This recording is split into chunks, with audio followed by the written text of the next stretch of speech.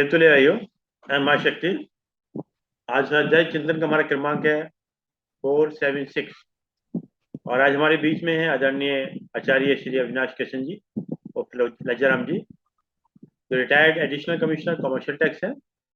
आपका जो विषय है वो है ब्रह्म साक्षात्कार, पार्ट 8। इससे पूर्व भी आप 7 पार्ट ले चुके हैं। अब हम आदरणीय अविनाश कृष्ण से निवेदन करते हैं अपना उद्बोध जारी। अविनाश कृष्ण।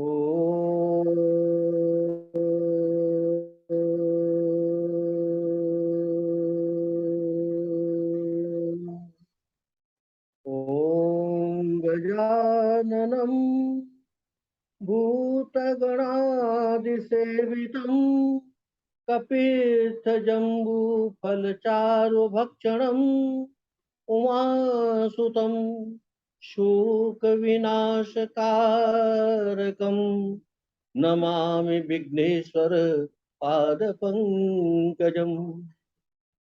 ॐ भूर्भुवः स्वः तत्सवितुर्वरेण्यं भर्गो देवस्य धीमहि धियो यो नः प्रचोदयात्। ॐ अज्ञानतिमिरान्धस्य ज्ञानाञ्जनशलाकया चक्षुरुन्मीलितं येन तस्मै श्रीगुरुवे नमः।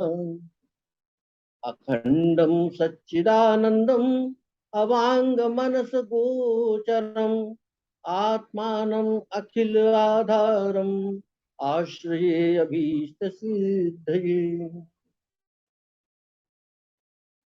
वायु अनिलम अमृतम् अथेदं भस्मान्तं शरीरम्।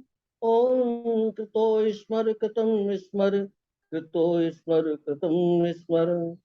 ॐ अग्ने नय स्वपथाराये अस्मान् विश्वानि देव वयुनानि विद्वान् योदयस्मत् जोराणमेनो भूयिष्ठां ते नम उक्तिं विधेम।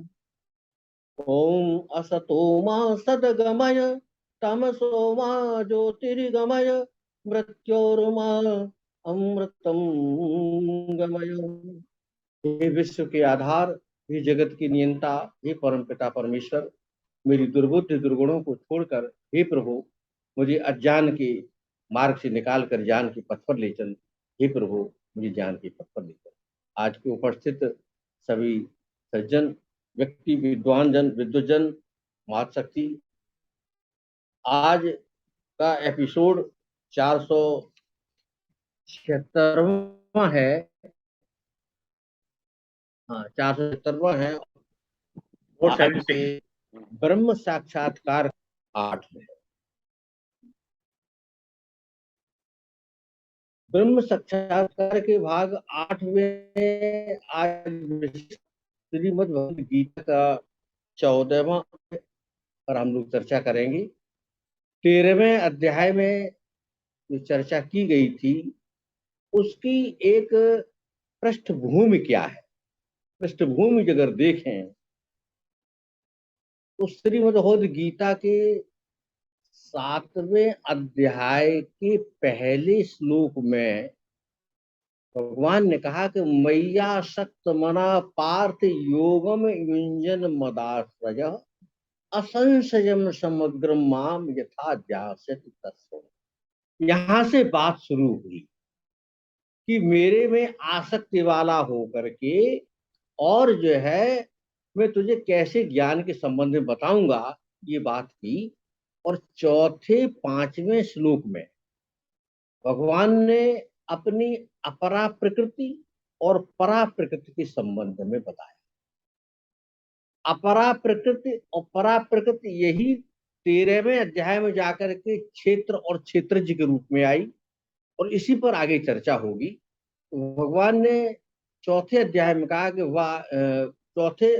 चौथे श्लोक में 7वें अध्याय में कहा कि भूमि रापो अनलो वायु खम मनो बुद्धि एवच अहंकार इतीयम में भिन्ना प्रकृति अष्टधा। पांच भूत आकाश, वायु, तेज, जल और पृथ्वी, और इसके अतिरिक्त मन बुद्धि अहंकार, ये 8 भेदों वाली अपरा प्रकृति के संबंध में बताया। और 5वें श्लोक में कहा कि अपरेयम इतः तु अन्याम प्रकृतिम विद्धि में बराम जीव भूताम महाबाहो के येदम धारयति जगत। वो एक परा प्रकृति क्या, पराशक्ति क्या, परा प्रकृति क्या, वो एक चेतन शक्ति के संबंध में बताया।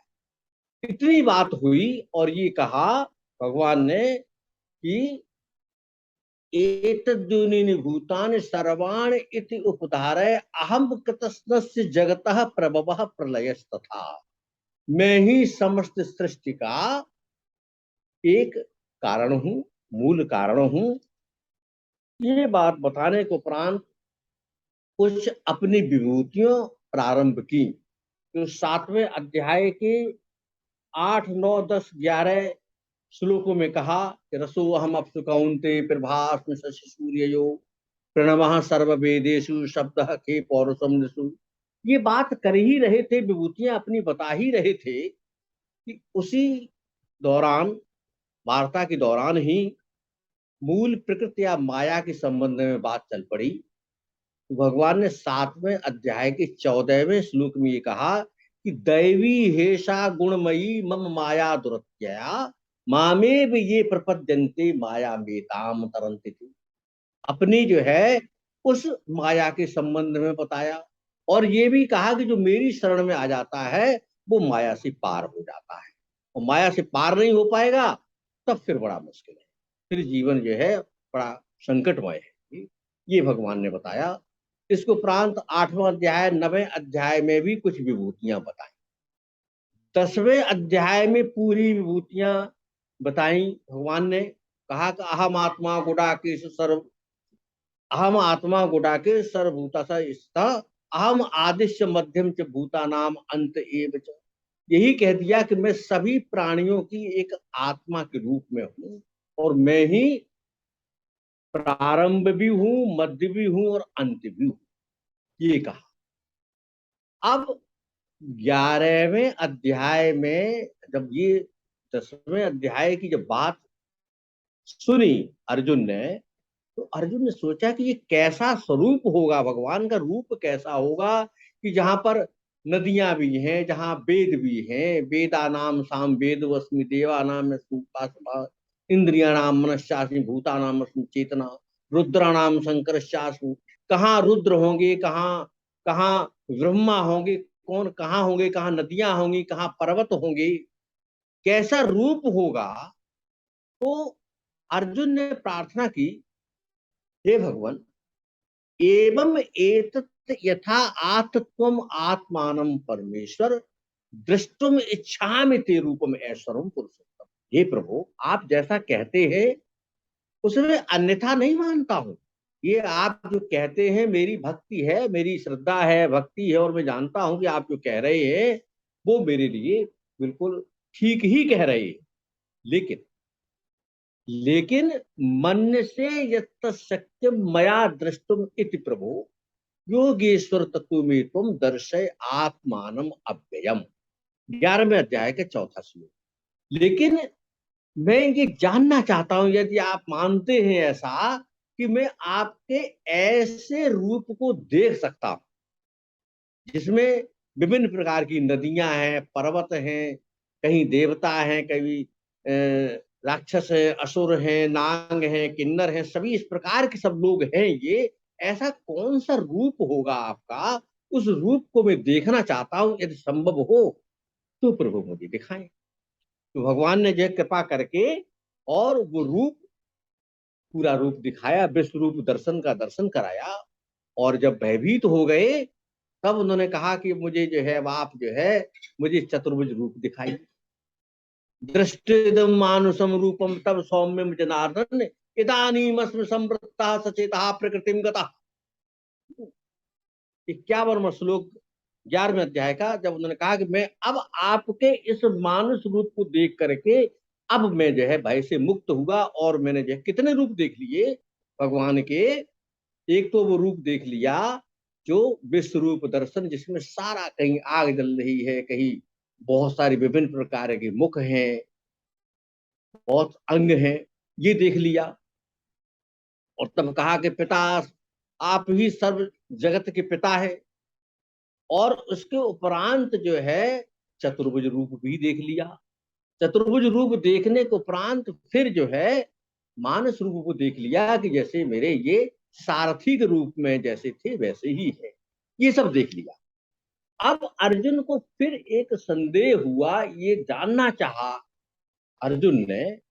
तो 12वें अध्याय का पहला श्लोक ये कहा कि एवं सतत युक्ता भक्ता त्वाम परि उपासते ये चापि अक्षरम अव्यक्तम तेषाम के योग विक्तमा।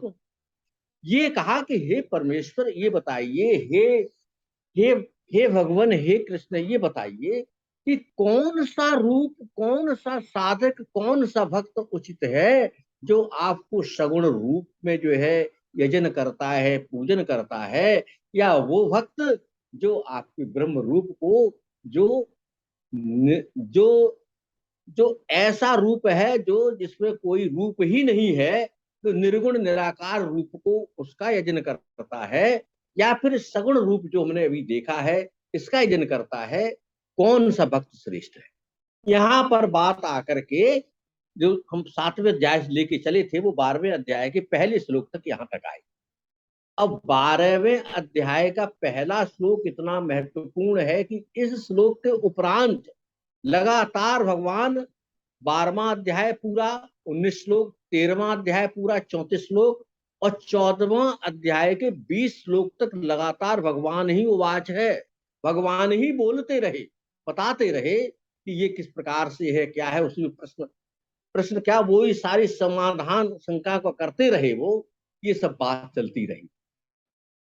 जब ये बात चलती रही तब 13वें अध्याय में क्षेत्र और क्षेत्रज्ञ के संबंध में बताया। क्षेत्र और क्षेत्रज्ञ क्या है, तो 7वें अध्याय के चौथे और 5वें श्लोक में, चौथे श्लोक में अपरा प्रकृति जो 8 भेदों वाली है, जो अभी बताया था कि 5 भूत हैं, आकाश वायु अग्नि जल पृथ्वी और मन बुद्धि अहंकार, तथा परा प्रकृति चेतन शक्ति। तो 8 वेदों वाली जो अपरा प्रकृति है वही तो क्षेत्र है, वही तो ये शरीर है, वही तो सब कुछ है। जो प्रपंच दिखाई पड़ रहा है वो सारा सब कुछ वो है। और परा प्रकृति क्या है, वो क्षेत्रज्ञ है। जिसको यहाँ पर अपरा और परा कहा है वही 13वें अध्याय में अपरा, 13वें अध्याय में क्षेत्र और क्षेत्रज्ञ है। अब ये क्षेत्र क्षेत्रज्ञ से ये कैसे जान पाए, कैसे कल्याण हो, तो ये 13वें अध्याय के अंतिम श्लोक में ये कहा कि क्षेत्र क्षेत्रज्ञ एवं अंतरम ज्ञान चक्षुषा भूत प्रकृति मोक्षम च ये विदु यान्त ते पर। ये बात कह ये बात कह दी उन्होंने कि क्षेत्र और क्षेत्रज्ञ के भेद को तथा कार्य सहत प्रकृति से मुक्त होने को जो पुरुष ज्ञान नेत्रों के द्वारा तत्व से जान जाता है वही परम गति को प्राप्त हो जाता है, ये कहा। अब इसको जानने के लिए अब कैसे, अब 14वें अध्याय में वो ज्ञान के संबंध में बता रहे हैं कि ये किस प्रकार से कार्य करता है। और प्रकृति की जो मूल प्रकृति जो है, मूल प्रकृति क्या है, सत्व रज और तम की साम्यावस्था है। इन तीनों गुणों से ही तो सारे कार्य होते हैं, और उन तीनों गुणों का क्या प्रभाव होता है, और उन तीनों गुणों से गुणातीत कैसे हो और कैसे कल्याण हो, इसके बारे में चर्चा हम आज करें।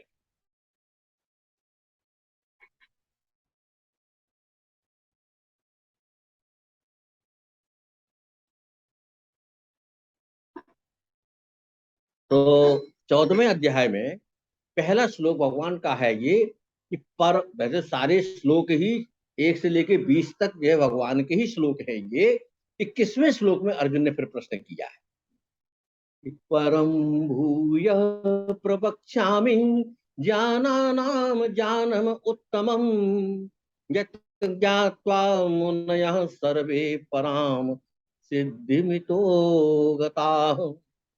अर्जुन से प्रसन्न होकर के भगवान कह रहे हैं कि मैं पुनः तो ज्ञानों में जो उत्तम ज्ञान है उसके संबंध में मैं तुम्हें बताऊंगा, जिसे जानकर मुनि लोग, सभी मुनि लोग जो है इस संसार लोक से पार हो गए।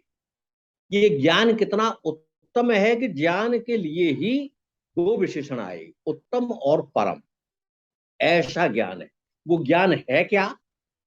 वो ज्ञान एक ही है कि एक तो परा प्रकृति कहें, क्षेत्रज्ञ कहें, चेतन शक्ति कहें, नित्य कहें, ब्रह्म कहें, एक तो ये हो गया, ज्ञान हो गया। और इसके अलावा, इसके अतिरिक्त या उस परम ब्रह्म के अंश के अतिरिक्त जो कुछ भी सारा दृश्यमान है, जो भी हम अनुभव करते हैं, जो सब कुछ जो भी है वो सारा का सारा अज्ञान है।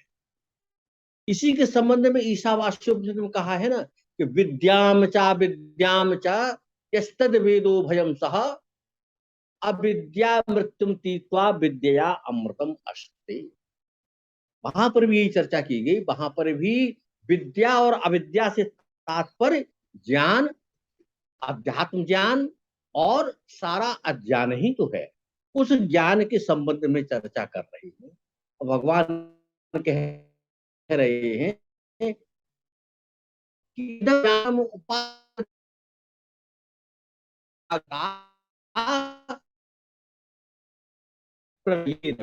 ऐसा ज्ञान है, ऐसा ज्ञान है कि इस ज्ञान को जानकर, जानने के उपरांत क्या है कि एक दो चीजें हैं। एक तो है महासर्ग और एक है महाप्रलय। महासर्ग क्या है, महाप्रलय क्या है, इसे जाने। महासर्ग वो है जो ब्रह्मा का दिन है, जिसमें सृष्टि चलती रहती। सृष्टि का जीवन मरण, जीवन मरण क्या, मरण तो कह ही नहीं सकते, वो भी एक तरह से अंतरण ही होता है, लेकिन सृष्टि सारी चलती रहती है, वो है महासर्ग। और महाप्रलय क्या है? वो ब्रह्मा की रात्रि है, जिसमें कोई सृष्टि का आवागमन का चक्कर नहीं रहता। सारी सृष्टि जो है बिल्कुल ही समाप्त होती है। उस समय कोई जन्म मरण चक्कर चलता ही नहीं, मरण ही रहता है, जन्म तो कुछ रहता ही नहीं। तो वो उसके संबंध में कहा कि इदम ज्ञानम उपाश्रित्य, इस ज्ञान को जानने को प्रांत जो भक्त, जो भक्त कहें या आप जैसे उपासक कहें, वो आकर के मेरी शरण में आ जाते हैं और वो महासर्ग के समय और ना ही महासर्ग के समय वो जन्म नहीं लेते और महाप्रलय के संबंध में भी वो व्यथित नहीं होते, अर्थात उनके अंदर कोई परिवर्तन नहीं होता, अपरिवर्तनशील रहते हैं, क्योंकि उनको पहले ही मोक्ष मिल गया। सांख्य दर्शन भी यही कहता है कि जब तक सृष्टि चलती रहेगी और ये जो है ये जीवात्मा जाती रहेगी, आती रहेगी, जाती रहेगी, आती रहेगी, किन किन योनियों में जाए वो अलग बात है, लेकिन कब उद्धार होगा, कब जन्म नहीं होगा? जब भुने हुए चने जैसे होते ना, चने देखे भुने हुए चने को जब भून भून दिया जाता है, और भुने चने को अगर आप कहीं बोएं तो वो उगेगा नहीं। तो भुने हुए चने की तरह इस जीवात्मा की जो स्थिति हो जाती है, तब वो जीवन मरण के चक्कर से छूट जाता है। ऐसी स्थिति है। और अन्यथा ये सारा जो है सब चलती रहेगी, सृष्टि, जीवात्मा जाता रहेगा, आता रहेगा, ये सब चक्कर चलता रहेगा। तो अब भगवान जो है इसको समझा रहे हैं इस अध्याय में कि किस प्रकार से सृष्टि का उत्पादन कैसे होता, कैसे सृष्टि चलती है। ये तो भगवान कहते हैं कि मम योनि महत ब्रह्म तस्मिन् गर्भम दधाम्यहम् संभवः सर्वभूतानां ततो भवति भारत। सर्वयोनिषु कौन्तेय मूर्तया संभवन्ति या तासाम ब्रह्म महत योनि अहम बीज प्रद पिता। सृष्टि के उत्पादन के लिए, ऐसी सृष्टि उत्पादन के लिए अगर हम ब्रह्मा के मानस पुत्रों को छोड़ दें, ब्रह्मा जी के मानस पुत्रों को छोड़ दें, जिसमें जो है जो 7 मानस पुत्र थे उनको छोड़ दें, या और जो अपनी अ, अ, सोचने की शक्ति से ही जो उत्पन्न हुए उनको छोड़ दें, तो इसके अतिरिक्त जो भी सृष्टि है वो प्रकृति और चेतन की सहायता से ही होगी। 13वें अध्याय में भी यही कहा है कि क्षेत्र और क्षेत्रज्ञ। क्षेत्रज्ञ क्या है? चेतन शक्ति है। क्षेत्र क्या है? ये सारा जो है शरीर है, अंग है, सारी वो है। और ये 23 तत्व हैं।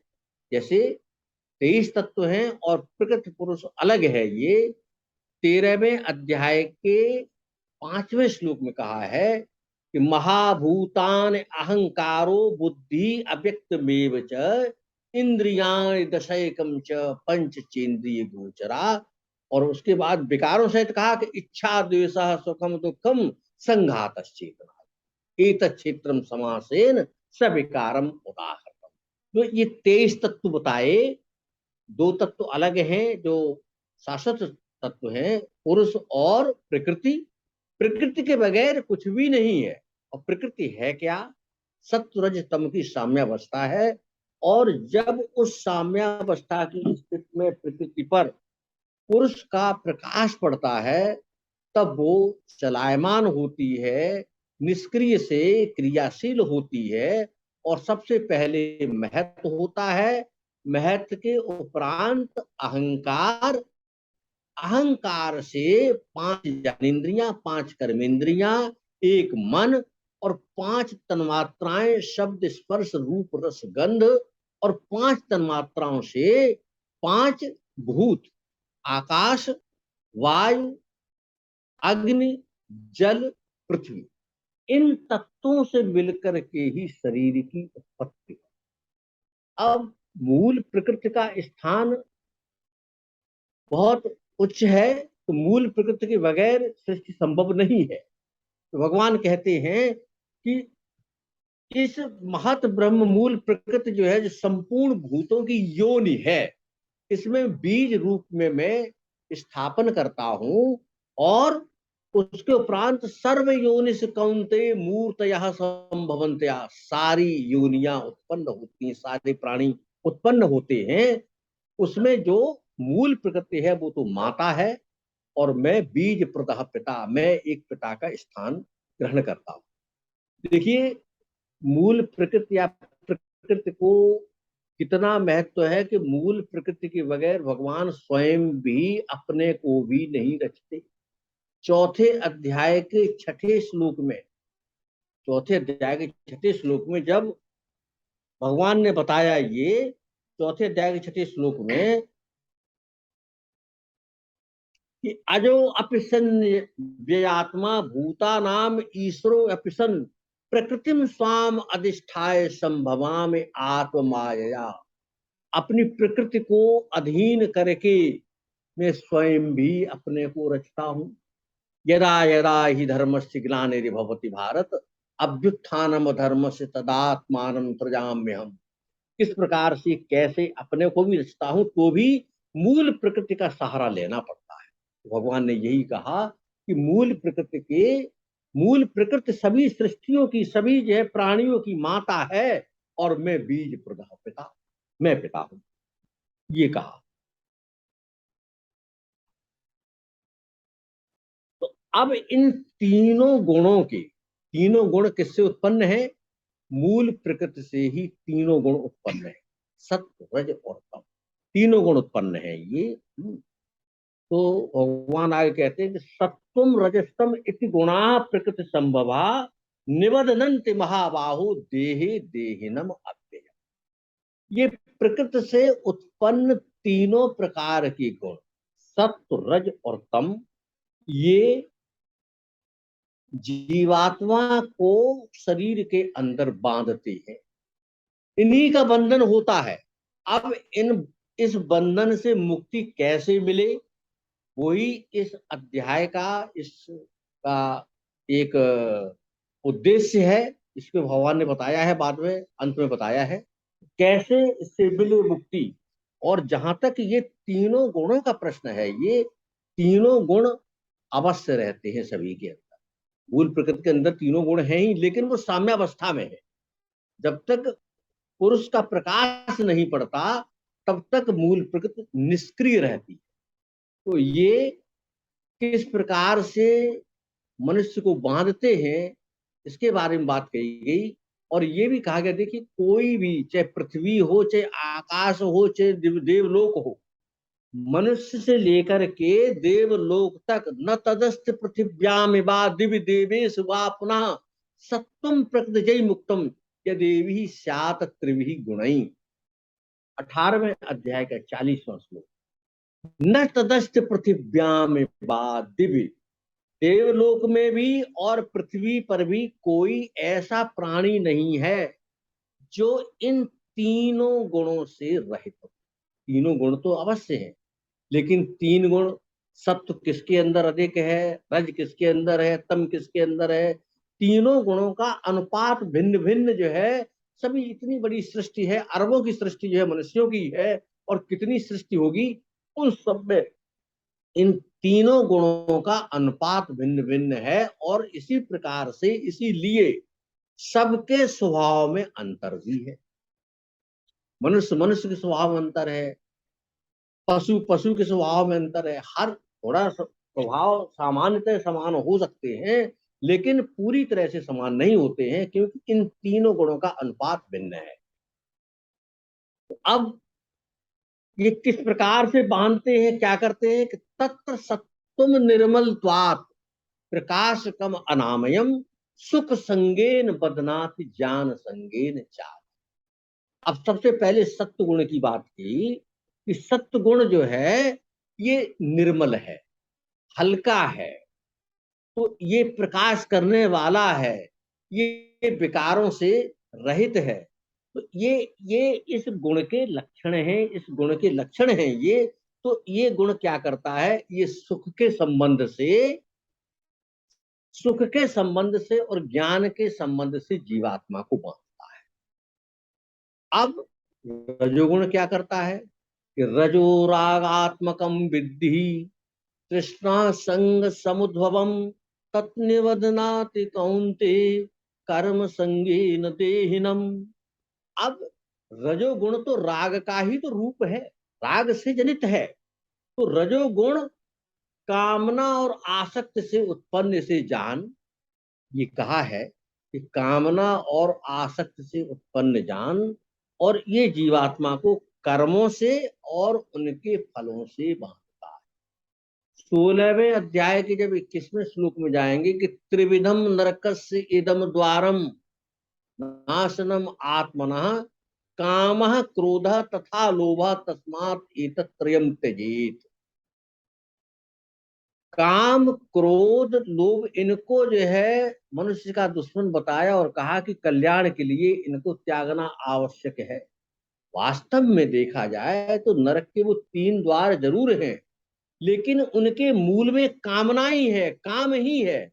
अगर कामना उत्पन्न हुई और कामना से अगर कामना की पूर्ति हो गई तो क्या होगा, लोभ बढ़ेगा और मिलेगा। और कामना से पूर्ति नहीं हुई तो क्या होगा, क्रोध बढ़ेगा। तो मूल में ये कामना ही है, इसी से ये और भी क्रोध लोभ मोह सब ये बढ़ते जाती। तो खैर, अभी हम बात कर रहे हैं कि रजोगुण किस प्रकार से कैसे कार्य करता है। वो जो है ये जीवात्मा को कर्मों से और उनके फलों से बांधता है।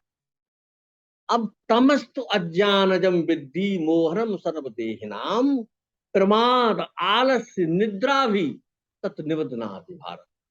और ये जो है, जहां तक तमोगुण की बात है, ये अज्ञान से उत्पन्न है। तमोगुण जो है ये अज्ञान से उत्पन्न है। और ये कैसे करता है? ये प्रमाद आलस्य और निद्रा के द्वारा बांधता है जीवात्मा को। अब इनको प्रमाद आलस्य निद्रा, इन तीनों को भी समझ ले क्या है प्रमाद, क्या है। आलस्य जानते सभी हैं, आलस्य है, निद्रा है। प्रमाद वो है कि जो ऐसी बुद्धि कर देता है कि जो करणीय कर्म है, जो करने योग्य कर्म है, उनकी तरफ से इच्छा हटा देता, उनको नहीं करने देता। और जो नहीं करने योग्य हैं उनकी तरफ प्रेरित कर देता है। तो ये प्रमाद। आलस्य क्या है? विश्राम की शरीर को आवश्यकता है, इसमें कोई शक नहीं। युक्ताहार विहार युक्त चेष्ट से कर्मसु युक्त स्वप्नावबोध से योगो भवति दुख। छठे अध्याय में कहा है गीता में कि उचित निद्रा भी चाहिए, उचित आराम भी चाहिए, सब उचित खाना भी चाहिए, लेकिन उसके आवश्यकता से अधिक जो है वैसे ही पड़े रहना, ये आलस्य है। निद्रा क्या है?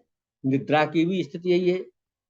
छठे अध्याय में कहा है कि न अस्नतः तु योगो अस्ति न च एकांतम अस्नतः न चात स्वप्नशील से जागृतो न विचार्जुन।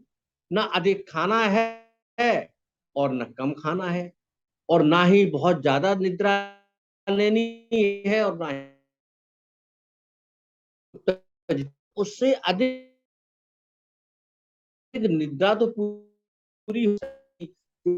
आवश्यकता है निद्रा की लिया, लेकिन फिर भी हम पड़े हुए हैं, तो वो निद्रा, वो निद्रा जो है तमोगुण की देन है, वो तमोगुण की देन है। तो ये सत्व रज तम, ये तीन गुण जो है ये जीवन से हैं, ये बात हुई। अब सत्व क्या करता है कि सत्वम सुखे संजयति रजः भारत ज्ञान आवृत्ति तू तमः प्रमादे संजयित। फिर कहा यही कि सत्वम सुखे संजयति, कि सत्व गुण जो है सुख में लगाता है, सुख के कार्यों में लगाता है। और जो है रज है कर्मों में, कर्मों के फल में लगाता है, अभी जैसे बात हुई है। और ज्ञानम आवृत्ति तू तमः, और तमोगुण है वो ज्ञान को ढक करके ढक देता, ज्ञान को सोचने नहीं देता, अज्ञान आ जाता है और उसे प्रमाद में लगा देता है। न करने वाले कर्मों को लगा देता, हाँ ये करें वो करें, ऐसे करें वो करें, जिनसे कोई तात्पर्य नहीं, उन कर्मों को करने लगता है। और जो कर्म करने आवश्यक हैं उनसे हट जाता है। अब इन तीन गुणों की, ये तो बता ही दिया कि तीनों गुणों की उपस्थिति हर प्राणी में होती है। अब तीन गुणों के इनके लक्षण क्या और क्या कार्य करते हैं? एक, सत्व बढ़ा हुआ है तो इसका तात्पर्य ये हुआ रज और तम दबे हुए। रज बढ़ा हुआ है तो सत्व और तम दोनों दबे हुए हैं, एक दूसरे को दबाते हैं। ये सांख्य युग में भी है, यहां भी कहा कि रजस तमश्च अभिभूय सत्वम भवति भारत, रजः सत्वम तमश्चैव तमः सत्वम रजस तथा। रजस तमश्च अभिभूय, रज और तम को दबा करके सत्व ऊपर उठता है। सत्व प्रभावी जब होता है तो ये दोनों गुण जो है दब जाते हैं, उनको दोनों को दबा देता है। सत्य अपनी बात का नहीं, ऐसे नहीं ऐसे है। इसी प्रकार से रजः सत्वम तमश्चैव, इसी प्रकार से रज होता है और वो सत्व और तम को दबाता है, और उसी प्रकार से तम होता है तब सत्व और रज को दबा देता है। ये इन तीनों गुणों की प्रकृति है, इन तीनों गुणों का ये स्वभाव है। अब ये जाने कैसे कि सत्व गुण बढ़ा हुआ है या रज बढ़ा हुआ है या तम बढ़ा हुआ है, ये किस प्रकार से जाने? इसके लिए कहा कि सर्व द्वारेषु देहे अस्मिन् प्रकाश उपजायते ज्ञानम यदा तदा विद्यात विवृद्धम सत्वमित्युत। जब ऐसा लगे कि सर्व द्वारेषु देहे अस्मिन्, सारे शरीर के अंदर, सारी इंद्रियों के अंदर जैसे प्रकाशित हो रही हैं, ज्ञान का अंकुर फूट रहा है, ऐसा लग रहा है। ज्ञानम यदा तदा विद्यात्मम सत्य, तब समझो कि ये सत्य गुण जो है इस समय बढ़ा हुआ है, सत्य गुण की स्थिति में है, और इसमें रज और तम दबे हुए। और लोभ प्रवृत्ति आरंभ, कर्म नाम अस्मा स्पृहा, रजस एतान जायन्ते विवृद्धे भरतर्षभ। हे भरत श्रेष्ठ, जब रजोगुण बड़ा होता है तो क्या होता है? लोभ और प्रवृत्ति, ऐसे काम करने की, कर्म फलों से युक्त कर्म करने के लिए, लोभ के लिए, अपने भले के लिए काम करने की जब प्रवृत्ति आती है, तब समझो कि ये रजोगुण बढ़ा हुआ है और सत्व और तप दबे। और तमोगुण की क्या प्रकृति है? अप्रकाशो अंधकार, अप्रकाशो अप्रवृत्तिश्च, प्रमादो मोह एव च, तमस एतान जायन्ते विवृद्धे कुरुनंदन। हे कुरुश्रेष्ठ अर्जुन, जब शरीर के अंदर अंधकार सा हो, कुछ दिखाई न पड़े, कोई निर्णय न ले सके, ऐसी स्थिति हो, प्रमाद हो, प्रमाद के संबंध में बताया गया है, प्रमाद हो, मोह हो, ऐसी स्थिति हो तो समझो कि अब इस समय तमोगुण बढ़ा हुआ है, सत्व और रज दबे हुए। अब इनकी स्थिति के संबंध में क्या है? 8वें अध्याय में भी भगवान ने कहा था कि अंत काले च मामेव स्मरन् मुक्त्वा कलेवरम, यह प्रयाति समद भावम याति नास्ति अत्र संशय। हाँ, भगवान ने कहा था कि जो अंत समय में मुझे याद कर लेता, मुझे स्मरण कर लेता है, तो वो मेरे को ही प्राप्त होता है। या फिर ये कि यम यम बाप स्मरण भावम त्यजते अन्ते कलेवरम, तम तम एवेति कौन्ते सदा तद्भाव भावता। या फिर जिस जिस भाव के स्मरण में होता है, जो भाव उसकी स्मरण शक्ति में होता है, वो उनको प्राप्त होता है। और उसके लिए सचेत करते हुए कहा कि इसलिए तस्मात् सर्वेषु कालेषु माम अनुस्मर युद्ध च, मैं अर्पित मनोबुद्धि मामेव एष्यसि अशंस। ये कह दिया कि इसलिए सभी समय में मुझे याद कर, अन्यथा ये तो है नहीं कि हम दिन भर जो है या हमेशा कुछ ही और के बारे में सोचते रहें और अंत समय में भगवान का स्मरण हो जाए, ये संभव नहीं है। यहाँ पर भी वही छूट दी है, यहाँ पर भी वही कहा है कि यदा सत्वे प्रवृद्धे तु प्रलयम याति देहव्रत, तदोत्तम विदाम लोकान अमलान प्रतिपद्यते। यहां भी यही कह दिया कि यदा सत्वे प्रवृद्धेतु, जब सत गुण बढ़ा हुआ हो, ऐसी स्थिति में प्राणी का जब शरीर छूटता है, इस स्थिति में जब प्राणी का शरीर छूटता है, तब वो उत्तम कर्म करने वालों के निर्मल दिव्य लोकों में, स्वर्ग आदि में जाता है। और रजस प्रलय में गत्वा कर्म संगिस जायते तथा प्रियस्तमसि मूढ़ योनिस जायते। और जब रजोगुण बढ़ा होता है, सत्व और तम दबे होते हैं, तब क्या होता है कि कर्म योनि में, कर्म योनि जैसे मनुष्य योनि भी कर्म योनि समझिए इसमें, और वो कर्म फल से उद्देशित होकर के वहां जन्म लेता है, वहां जाता है। और जब जो है तमोगुण बढ़ा होता है, सत्व और रज जब दबे हुए होते, ऐसी स्थिति में जब प्राण छूटते हैं, तो वो कीट पतंग आदि योनियों में ही जन्म लेता है। अब इनके जो है क्या, इनके फल क्या है, इन तीनों गुणों के फलों के संबंध में भी बताया है कि कर्मणः सुकृतस्याउ सात्विकम निर्मलम फलम, रजसस्तु फलम दुखम अज्ञानम तमसा फलम। सीधी सी बात है कि सात्विक फल, सात्विक सत्व गुण का जो है निर्मल फल है, अच्छा फल है, और रज का फल जो दुख है, और तमो गुण का अज्ञान है, ये बताया। अब सत्वात संजायते जानम, अब ये गुण कहाँ कहाँ लगाते हैं ये? सत्वात संजायते जानम रजसो लोभ एव च, प्रमाद मोह तमसो भवतो अज्ञान में। और ऊर्ध्वम गच्छन्ति सत्वस्था मध्य तिष्ठन्ति राजसा जघन्य गुण प्रत्यस्ते अधो गच्छन्ति तामसा। इन दोनों श्लोकों में ये कहा कि सत्वगुण तो जो है ये सत्वगुण ज्ञान से उत्पन्न होता है और रजोगुण निसंदेह लोभ और तमोगुण प्रमाद से उत्पन्न होता है। तो ये जो है उसी प्रकार से हमें वहीं पर लगाए रहते हैं और ये इन तीनों गुणों के अनुसार ही सत्व गुण वाला तो ऊर्ध लोकों में जाता है।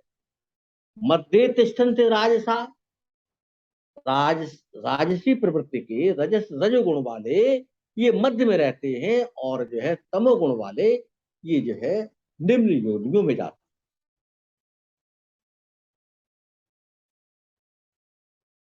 अब ये कहा कि जो है अब इनको जाने कैसे और कैसे कल्याण हो, ये इसके संबंध में बात करनी है। ये तो भगवान ने कहा कि नान्यम गुणेभ्य कर्तारम यदा दृष्टा अनुपश्यति गुणेभ्य परम वेत्ति मद भावम सो अधिगच्छति। जो इन तीन गुणों की तरफ जो है प्रभावित नहीं होता, वो जानता है कि तीन गुण ही ये कार्य कर रहे हैं, ये जीवात्मा नहीं कर रही, जीवात्मा उससे अलग है। ये जब ऐसा जानता, तत्व जान लेता है ये, तब वो मेरे स्वरूप को ही प्राप्त होता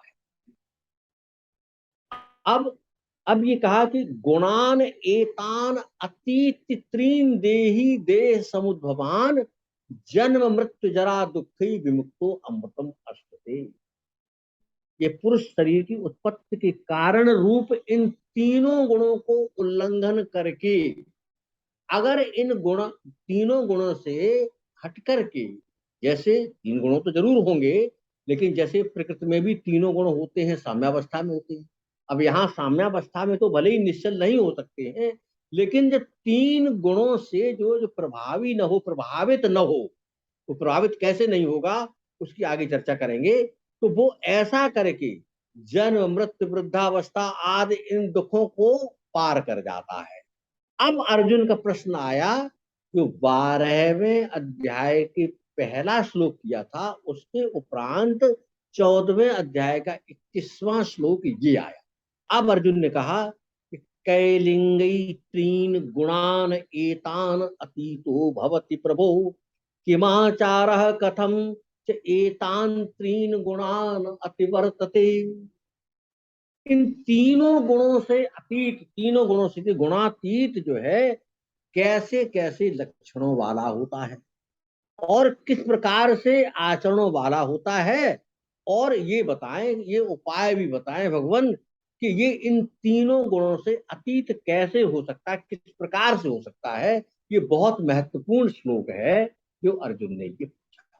एक ही श्लोक के अंदर तीन चीजें पूछी। एक तो ये पूछ लिया कि इन तीन गुणों से अतीत होने वाले जो गुणातीत है उसकी जो है लक्षण क्या है और कैसे आचरण वाला है, और दूसरा ये पूछ लिया कि इन तीनों गुणों से अतीत कैसे हो गई। सबसे बड़ी बात तो ये कि इन तीनों गुणों से अतीत हो कैसे, अभी तो कल्याण होगा। तो ये भगवान ने कहा कि प्रकाशम च प्रवृत्तिम च मोह में च पांडव न द्वेष्ट संप्रवृत्तानि निवृत्तानि कांचन। अभी ये बता रहे हैं कि जो पुरुष जो है किस प्रकार से इन तीनों गुणों से अतीत हो सके। प्रकाशम च प्रवृत्तिम च मोह में च पांडव, ये तीनों गुण प्रकाश प्रवृत्ति और मोह, ये सत्व रज और तमोगुण के तीनों के ये लक्षण हैं। इन तीनों गुणों से न द्वेष्ट संप्रवृत्तानि न निवृत्तानि कांक्षति। तीनों गुण आकर के अपना काम करेंगे और तीनों गुण सबके अंदर हैं, ये भी मालूम है। हाँ, कोई गुण ज्यादा है, एक गुण सत्व गुण ज्यादा है तो रजतम दबे हुए हैं, रज बढ़ा हुआ है तो सत्व और तम दबे हुए हैं, और तम बढ़ा हुआ तो सत्व और रज दबे हुए हैं। ये स्थिति तो है, लेकिन तीनों गुण है। तो भगवान ने ये कहा कि जो इन गुणों के आने से ही कार्य होते हैं और न द्वेष्ट संप्रवृत्तानि न निवृत्तानि का, और इन गुणों के फलस्वरूप ही कष्ट भी होंगे, प्रसन्नता भी आएगी। तो इसमें जो सत्व गुण का क्या रूप है? प्रकाश है। रजोगुण का कार्य रूप क्या? प्रवृत्ति है। और तमोगुण का क्या है? मोह। तो जब ये तीनों प्रकार के किसी प्रकार का कोई गुण कोई प्रवृत्ति जब आती है, तो न तो उससे द्वेष करे और ना ही उनकी आकांक्षा करे। अर्थात जैसे रजोगुण और तमोगुण आया तो कष्ट कुछ आया, तो सोचे कि कष्ट आया ये चला जाएगा, कष्ट आया है मेरे किए गए कर्मों का कुछ फल दे करके मेरे मुझको शुद्ध करके चला जाएगा। अच्छा आया तो सोचा कि ये मुझे सो अवसर मिला है, मैं इससे जो है जन सेवा कर सकूं, किसी के कल्याण की बात कर सकूं, तो बहुत अच्छी बात है ये। तो इस प्रकार से ये तीनों गुण आने पर चले जाएंगे, न उनकी जो है कोई आकांक्षा करे और ना ही उनसे द्वेष करे। और क्या? उदासीन वदासीनो गुणै यो न विचाल्यते गुणा वर्तन्ते इत्येव यो अवतिष्ठति नेंगते। 23वां श्लोक बहुत महत्वपूर्ण है कि जो साक्षी के समान, जो साक्षी के समान तो देखता है, गुणों के द्वारा विचलित नहीं होता। ये गुण अपने हिसाब से कार्य कर रहे हैं ऐसा करते हुए ही, और ये गुण गुणों में ही आपस में वर्त रहे हैं, इस प्रकार के स्वभाव वाला कि सत्व रज और तम ये तीनों गुण एक स्थिति में नहीं रह सकते। अभी इस समय रज बढ़ा हुआ है, तो हम कुछ ऐसा प्रभु का ध्यान करें, ऐसे आचरण करें कि ये जो है सत्व हमारा ऊपर उठ जाए, रज दब जाए, रज और तम दब जाए। इस प्रकार की इच्छा करते हुए जब हम करेंगे ये, तो हमारी स्थिति बदल जाए, ये हो जाएगा। और फिर वो इन तीनों स्थितियों से, उस स्थिति से विचलित भी कभी नहीं होता, एक ही भाव से यानी परमेश्वर के रूप में ही करता है। और इसके लिए एक और कारण बताया है, वो हम जो है इस जो है 24-25 को छोड़ के 26वें श्लोक में बता रहे हैं कि माम च यो अव्यभिचारेण भक्ति योगेन सेवते सगुणान समतीत एतान ब्रह्म भुजाय कल्पते।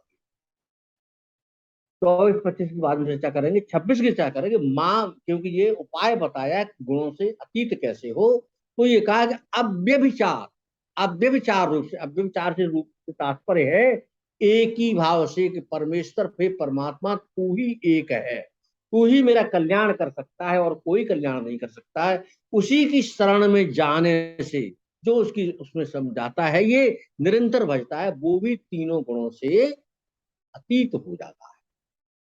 अब ये कहा उनके लक्षण क्या है, तो लक्षण के लिए जो ऐसा व्यक्ति होगा जो तीनों गुणों से अतीत होगा या उनसे प्रभावी नहीं होगा, तो उनके लक्षण तो सामान्य से हैं कि सम दुख सुख स्वस्थ, समलोष्टास्म कांचन, तुल्य प्रिया प्रियो धीर तुल्य निंदा आत्म संस्तुति, मान अपमान यो तुल्य स्तुल्यो मित्र अरिपक्षयो सर्वारंभ परित्यागी गुणातीतः सच्च।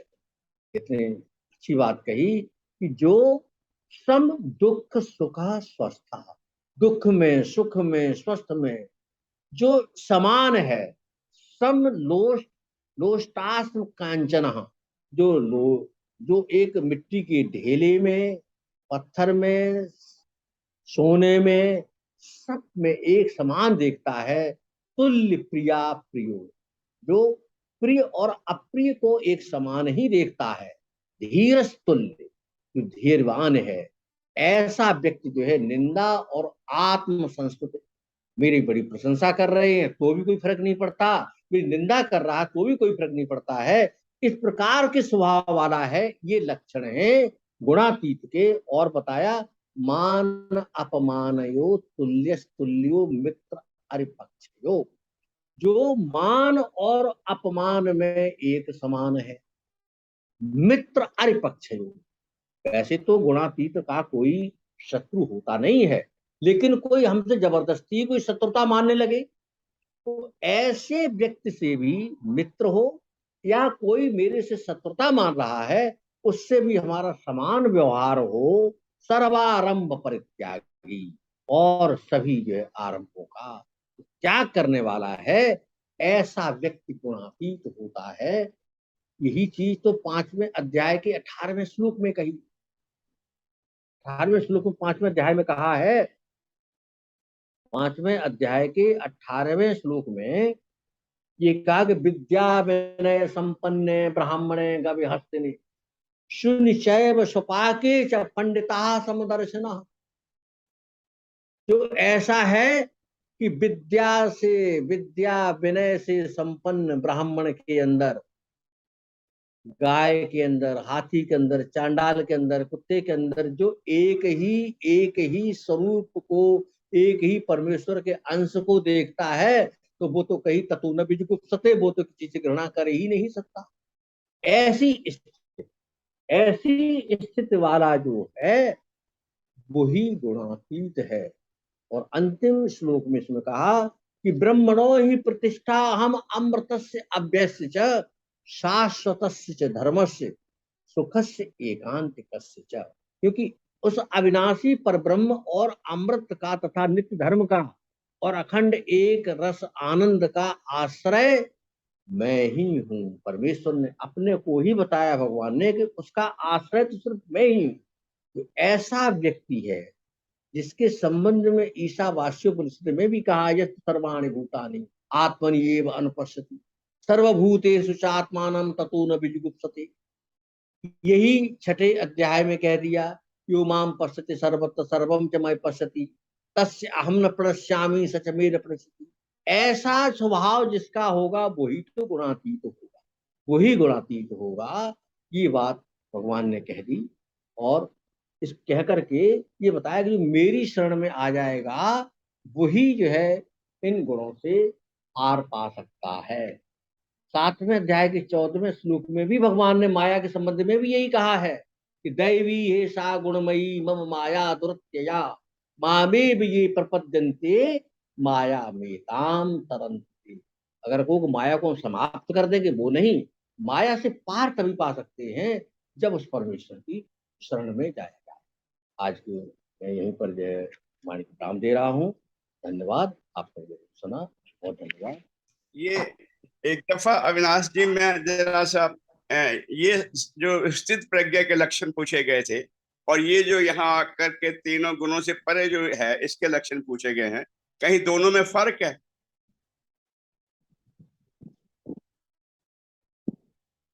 साउंड खोल लीजिएगा अविनाश कृष्ण, आपकी साउंड बंद है। अच्छा जी। स्थित प्रज्ञस्य का भाषा समानितस्य केशव स्थिति धी किम प्रभासेत किमासीत ब्रजेत किम। ये बता रहे ना आप। हाँ जी, हाँ जी। देखिए ऐसा है, पूरे गीता के अंदर भक्त हो, गुणातीत हो या योगी हो, साधु हो, उनके सबके लक्षण करीब करीब एक जैसे ही है। थोड़ा बहुत जी। अंतर है, वो लक्षण उसी प्रकार से। उन्होंने वहां कह दिया, प्रजहात यदा कामान सर्वान पार्थ मनोगतान आत्मनेव आत्मनः तुष्टः स्थित प्रज्ञः तदुच्यते दुखेश अन्निद्मना सुखेश विगत स्पृहा वीतराग भय क्रोधा स्थित ही मुनि उच्यते। यही कहा ना, ये वहां कह दिया है।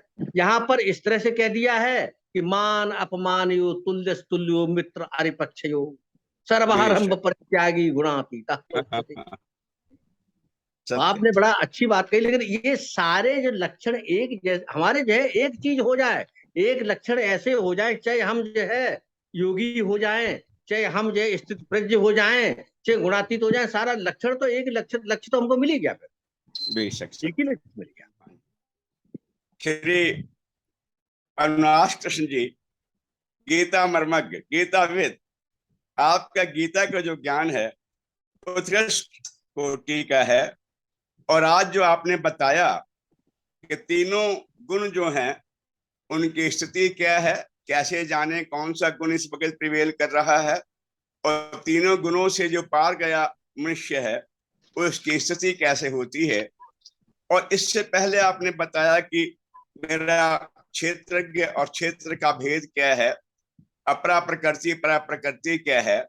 ये कुछ ऐसे प्रश्न थे जिसका सलूशन आपने दिया है, और बहुत कुछ बताने के बाद एक बात और कही कि जो माया है ईश्वर की, इस माया को खत्म नहीं किया जा सकता, पर माया से पार पाया जा सकता है। माया तो अनिर्वचनीय है और इसको समझ पाना आम आदमी के वश पे है भी नहीं। तो माया को खत्म नहीं किया जा सकता, पर माया से पार पाया जा सकता है। जो मायापति के, यही श्रुति में कहा गया कि माया का जो पति है वो स्वयं ईश्वर है। तो मायापति की शरण में जाने पर माया से पार पाया जा सकता है, वरना माया को खत्म करने का कोई तरीका और नहीं। तो आपका जो आज उद्बोधन है बहुत उच्च कोटि का है, और जब भगवत दर्शन पाठ 8 आज आपने लिया है, बहुत कुछ हमें एनलाइटन कर गया है। आपको उद्बोधन के लिए बहुत बहुत साधुवाद, धन्यवाद हम सब की ओर से, शुक्रिया। बहुत धन्यवाद कालना जी, बहुत धन्यवाद। धन्यवाद आदरणीय प्रोफेसर डॉक्टर आर के काला साहब। धन्यवाद आदरणीय अविनाश कृष्ण जी, आपने समय निकाल के समय दिया। और जैसे कि एक विचार के साथ और 3 बार ओम के साथ अपनी बात समाप्त करते हैं। आज का विचार, जीवन में 2 शब्द बहुत महत्ता रखते हैं। जीवन में 2 शब्द बहुत महत्ता रखते हैं, हाँ और नहीं।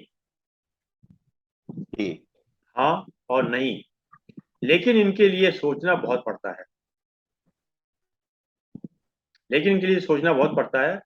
हम जिंदगी में बहुत चीजें खो देते हैं, नहीं जल्दबाजी में बोलने पर और हाँ देर से बोलने पर। हम जिंदगी में बहुत चीजें खो देते हैं, नहीं जल्दबाजी में बोलने पर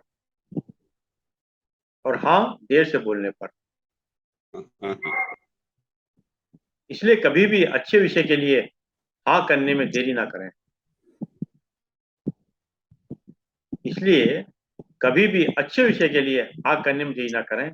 क्योंकि दूसरों के लिए दीपक लेकर चलेंगे तो रोशनी आप पर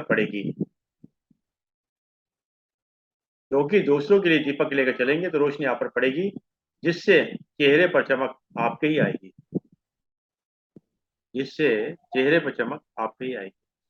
आइए 3 बार ओम का उच्चारण करते हैं।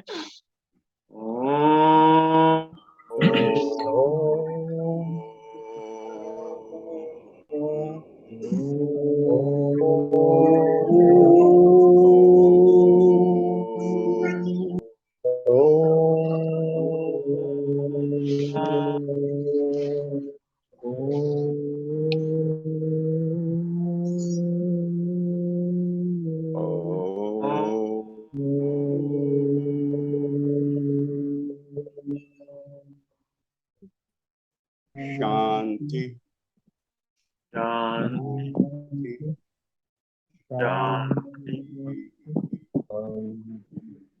सभी को प्रणाम।